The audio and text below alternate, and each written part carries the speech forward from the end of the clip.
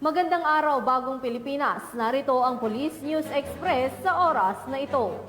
Pinangunahan ni General Romeo S. Browner Jr., Chief of Staff ng Armed Forces of the Philippines, ang partisipasyon ng AFP sa opening ceremony ng 5th Asian Defense Security and Crisis Management Exhibition and Conference 2024 sa World Trade Center sa Pasay City.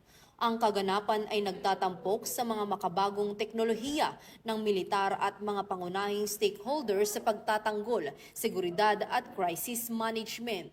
Ito rin ay nagbibigay ng isang plataporma para sa mga international na eksibitor, mga opisyal ng depensa at seguridad at mga eksperto sa industriya upang ipakita ang mga makabagong teknolohiya sa pamamagitan ng mga demonstrasyon, presentasyon ng produkto at mga pagkakataon para sa pakikipag-ugnayan.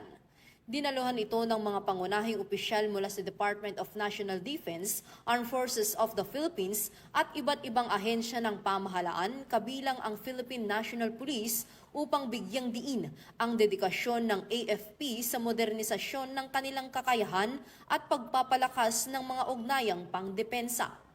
At para sa iba pang napapanahong balitang pampulisya, laging tumutok sa Police News Network. Alagad ng batas, tagataguyod ng balitang pulis. Ako po si Police Corporal Maria Elena de los Santos, nagbabalita para sa Police News Express.